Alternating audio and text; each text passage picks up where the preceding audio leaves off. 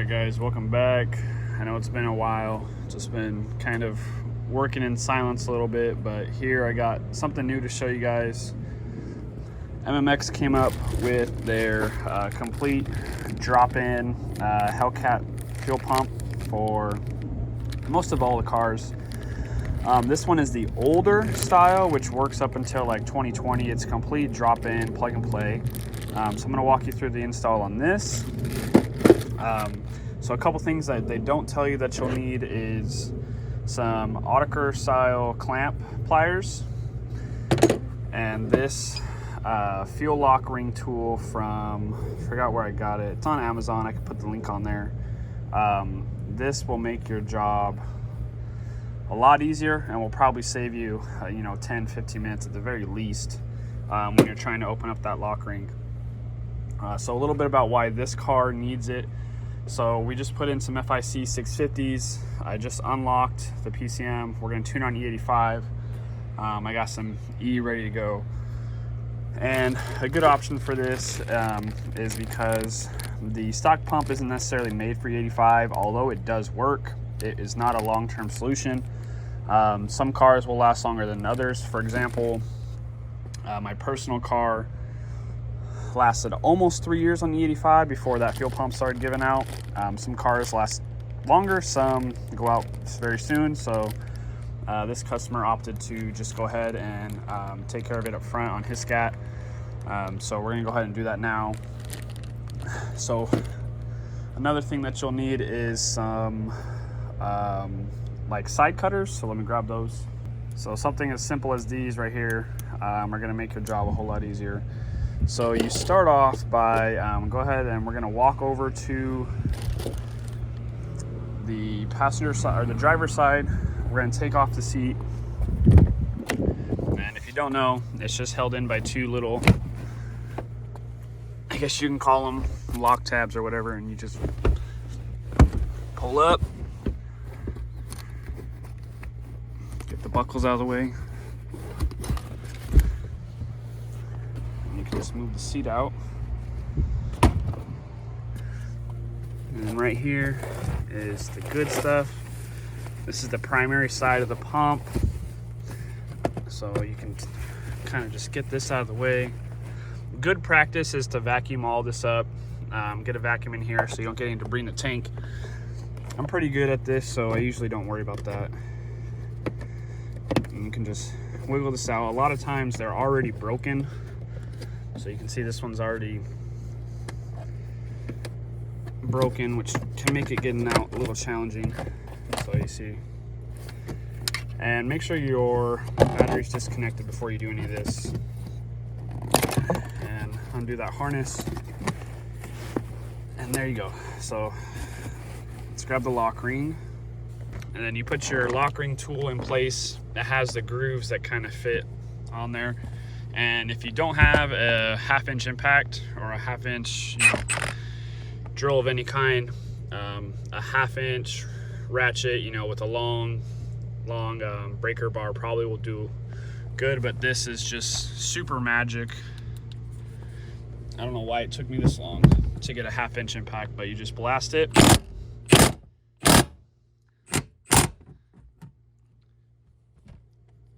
And just like that, pump is released. So at this point, it's a good idea to put some gloves on and kind of get everything all set up. Under this lid, you can see you have a couple connectors. So the first thing you want to do is you can pull basically this all the way out, and we're gonna try and get these connectors from the underside of the hat off, and then we can take off the whole hat. Now I will say I've done these quite a few, so I usually leave these connectors in. The instructions tell you to remove them.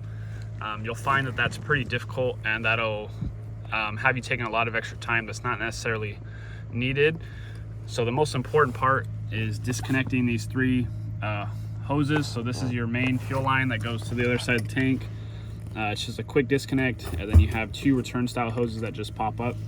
Once you release those three, you can get everything out of the car.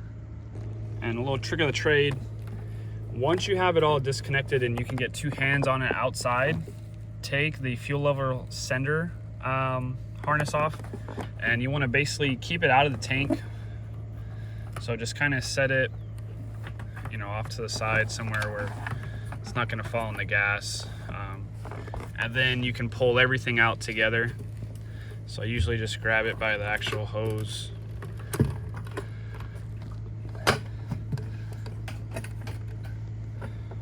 Be extra careful of that fuel level sender. It's really fragile, really delicate. And then you can go ahead and remove the whole pump system and we'll get it set up. So now that we're here, we're gonna take off the lid. It has 3 plastic tabs here on the side. So if it's hard to get with your fingers, you can take a flathead, kind of just pop those off there.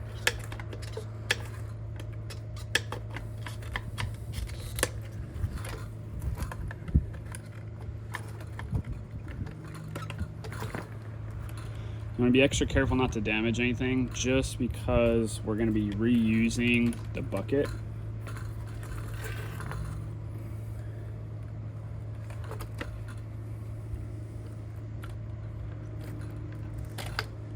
And then go ahead and you can push this blue wire through there, that connector.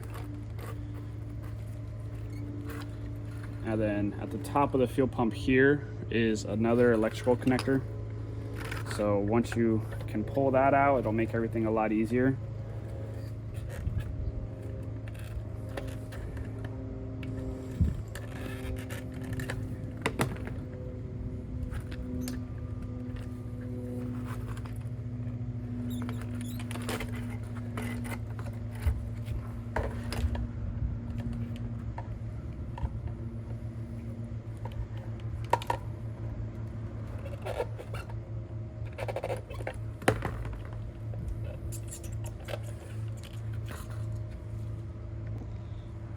Alright, so we got the connector off,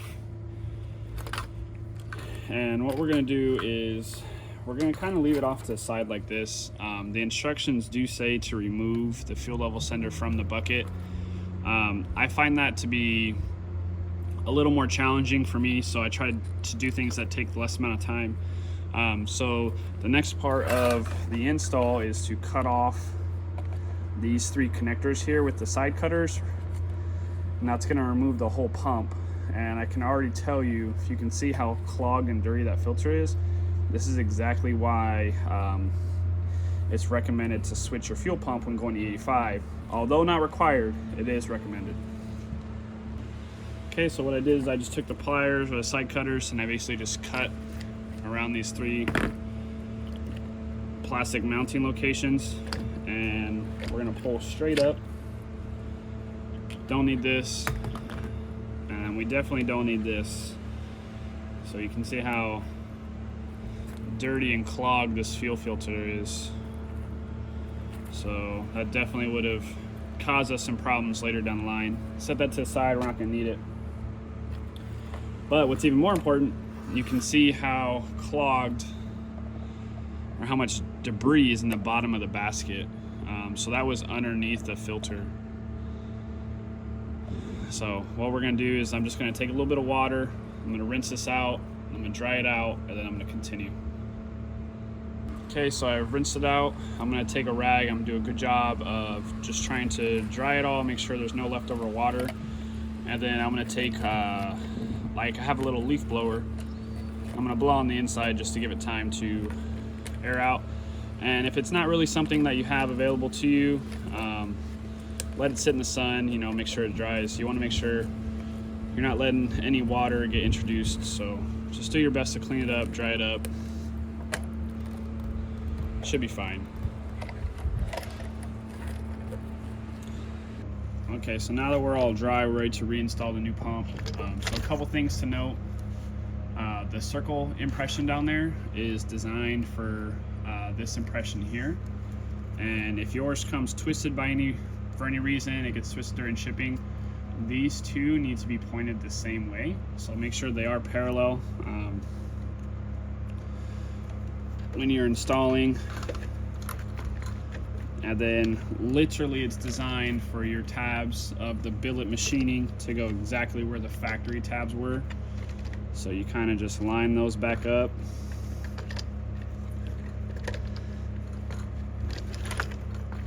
It'll take some finesse. Now, if you want to get a easier drop in, then take the extra time to remove the fuel level sensor. But I don't. I just find it's really challenging to remove it, so I just kind of push the cords out of the way and do my best to just drop it in as nice as I can.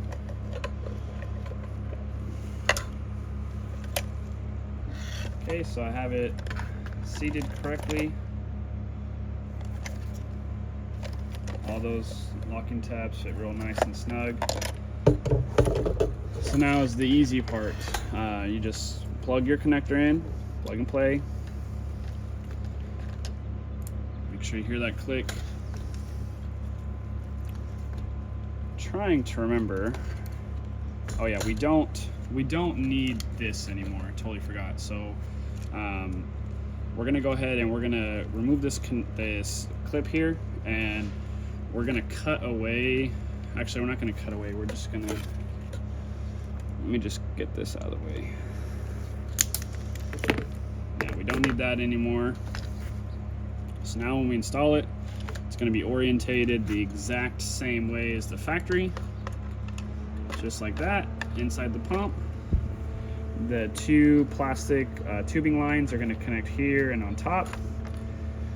And then we have a new supplied quick disconnect that comes with the pump. So we're gonna have to go inside the car, cut the factory tank line back, and we're gonna install this quick disconnect. And then once that's in, we just plug the line back in and we're done with the install. Okay, so now here is the really fun part. The actual fuel line, which is this one here, we have to cut as close as we can to this section right here where the the coilness stops and the straight end starts. So we want to cut as close as we can. Try to make as straight as a cut as possible. I'm gonna just use a little blade that I have, and we'll touch in when we're done. Okay, just like that, I got it cut.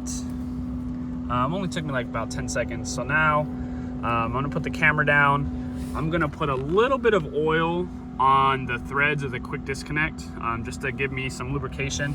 And we're gonna try and slide it in as far as possible. Before you do that, make sure you put that clamp over the line first. Okay, I've been fighting it for about 5 minutes. Still got a little bit more to go. I want to get over that last lip, that last rib right there. Be patient, be strong. It's gonna take a lot of strength. Oil on the barb, and if you can, like a Q-tip or something, oil on the inside right there will be your best friend. Got cut up somewhere, don't know where, but we're almost done. Okay, there it is, clamped on. It's not going nowhere, so now we're ready to drop in the pump system and put it all back together. All right, with the pump in place, this is where your quick disconnect should sit after it's clicked in. Larger hose on the bottom, smaller hose on top. Just kind of position it a little bit. Don't worry too much about the positioning. Your top hat will center it basically when you install it. So then all that's left to do is just get the top hat installed and everything plugged back in. Okay, and with everything in place, you just go ahead and blast this. There you go. And then there's your original marking from OEM, so you know it's locked. Plug it back in. Okay. And I'm gonna leave everything out. Like I did mention, I threw in some E85 or some injectors, so I already got the PCM tuned. I'm gonna pop this open, put a little gas in it, and we'll test it out. All right, here we go. We're gonna test it. Raw dogging, natural test. Let me prime it a little bit.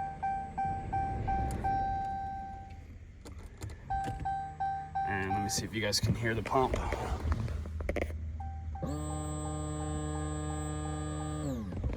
So pump's working, it's got power. Probably need to put a little more fuel in it. Yeah, let me put some more fuel in it. All right, let's prime it a couple more times. There we go. Now I'm hearing like liquid swishing through the tank now, so there we go. Okay.